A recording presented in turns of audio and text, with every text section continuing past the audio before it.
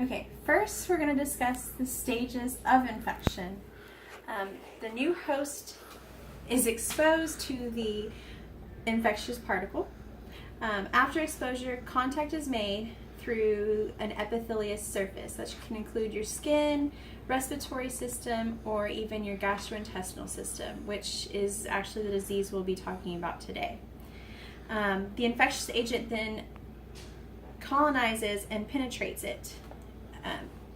At this stage, most microorganisms are actually repelled by our innate immunity.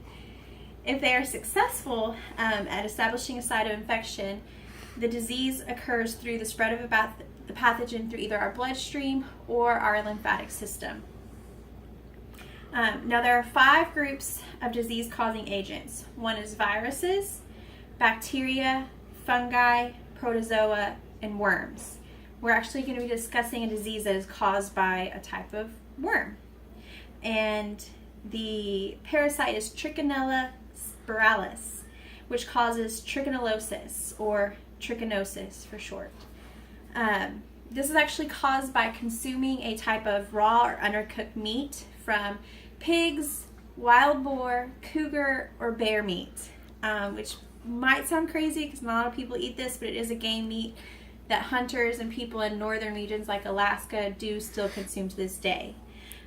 These are meats that have the parasite Trichinella in them, which then you consume. Thanks to the U.S.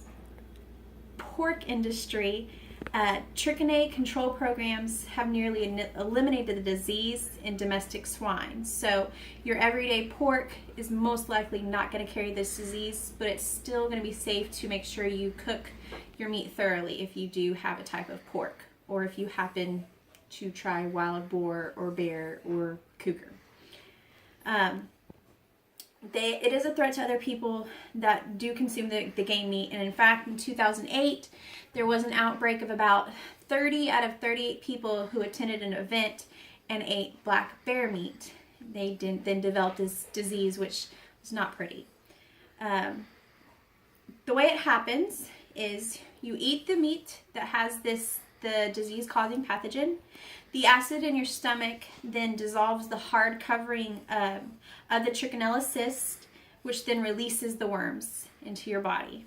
When the worms pass into your small intestine, it actually takes about 1 to 2 days for them to mature. Once they're mature, they actually begin to mate inside your body. The females will then lay their eggs, and which will develop into immature worms. These immature worms will then travel in through your arteries and transport to your muscles. So you're basically within 1 to 2 days after eating this meat, you have started a whole new colony of worms inside of your body, which started in your stomach, spread through your blood, and then moved into your muscles. They're going to cause all kinds of problems, which we'll discuss in a second. The first signs and symptoms that you will start experiencing only take about 1 to 2 days after you have consumed this kind of meat. You're going to start noticing nausea, diarrhea, vomiting, fatigue, fever, and abdominal discomfort, which explains kind of how they colonize and where they've moved throughout your body. After the 1 to 2 days, you'll develop terrible headaches. The fever will persist and get worse, and with an onset of chills, coughing, and swelling of your face and eyes.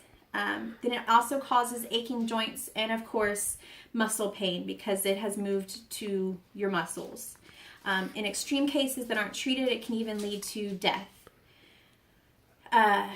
Once you detect that you might have it, there are blood tests and even muscle biopsies that can help determine whether or not you do have trichinosis. The treatment includes prescription drugs, and they need to be taken persistently. Even after prescription drugs, it will take a few weeks for some of these symptoms to subside. The symptoms that take about a few months include continued fatigue, weakness, muscle pain, and diarrhea. So pretty gross. The prevention, basically, like I talked about earlier, is to make sure if you do have pork meat or if you decide to try game meat such as the wild boar or cougar or bear, whatever, just make sure it's cooked all the way and you use the meat thermometer. The best temperature is to get it to at least 145 degrees Fahrenheit. If it is a ground meat, make sure you get up to about 160 degrees Fahrenheit before cooking. Freezing beforehand will not kill the virus, and neither will treating it with salting, drying, smoking, or microwave. So that none of those are a way to kill it. Make sure you heat it up to at least 145 to 160 degrees Fahrenheit just to be safe. In fact, most recently, homemade jerky and sausage were the cause of some people some people contracting this disease. So it's not nearly as common as it used to be, but it does still happen. So if you happen to try game meat, just make sure it's cooked all the way, and not just somebody gave you some homemade jerky of some wild boar they shot or something. So just be careful when you start noticing the signs. Go to a doctor immediately, because you're going to want to get a test and you're going to want to get the medicine. So that is all.